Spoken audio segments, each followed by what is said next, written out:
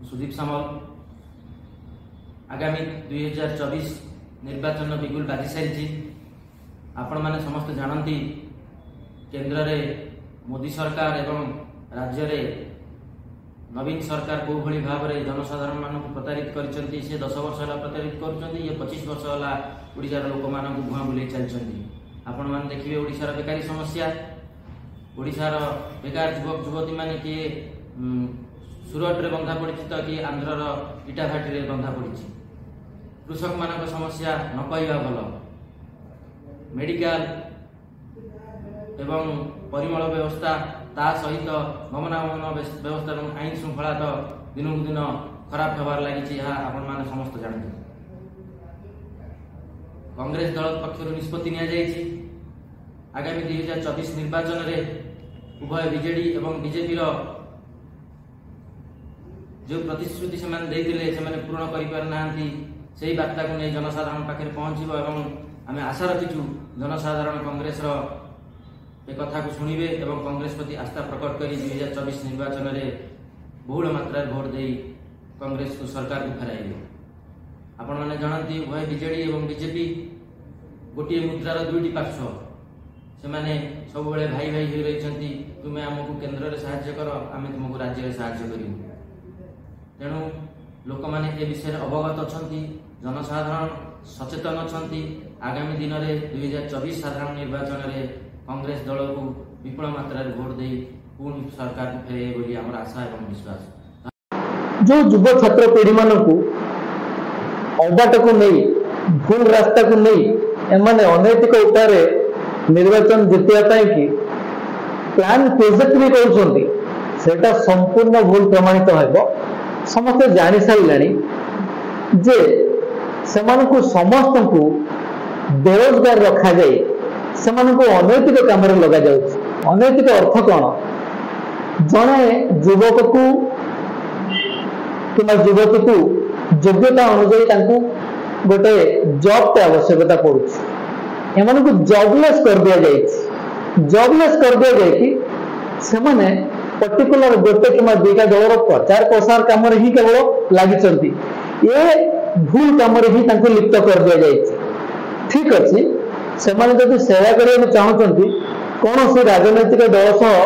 संपृक्त हो समाज सेवार भी लगी पारे किंतु सेमाने समाज सेवा अपेक्षा निज निज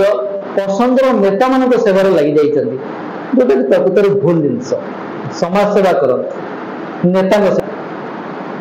जो लोक जापर ना आम लोक मैंने साधारण ओडिशावासी होती भारी सरल हृदय मनीष से जटिलता को टिके ठीक भाव में बुझी पारती प्रथम कथा आम लोक मानू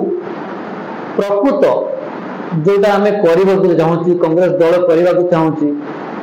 आम मैंने करने चाहूँ से प्रकृत तथ्य अनुसार आम आमर निर्वाचन प्रतिश्रुति रखी निर्वाचन को आसबू लोक केवल आगामी दिन ठकामी शिकार होगा पड़ोनी ये जो काम भी वर्तमान होती सरकारी स्तर में काम होती आप देखी रखु लोकाभिमुखी काम आपन को कौन लगुच जे लोकाभिमुखी काम कोटा है कहतु राज्य युवपीढ़ी बेकार रहा लोकाभिमुखी काम कि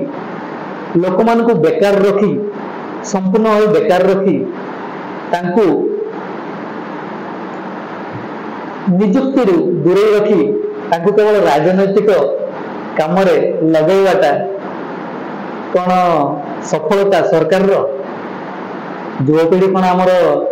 सतरे रोजगारक्षम अधिकांश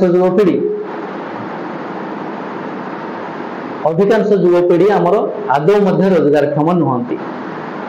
रोजगारटा कहीं गोटे फिक्स्ड इनकम नहीं से बाबद को समस्त राजनैतिक दल चिंता करने दरकार प्रथम जे समस्त को रोजगार मिलू रोजगार कि बाट उन्मुक्त कर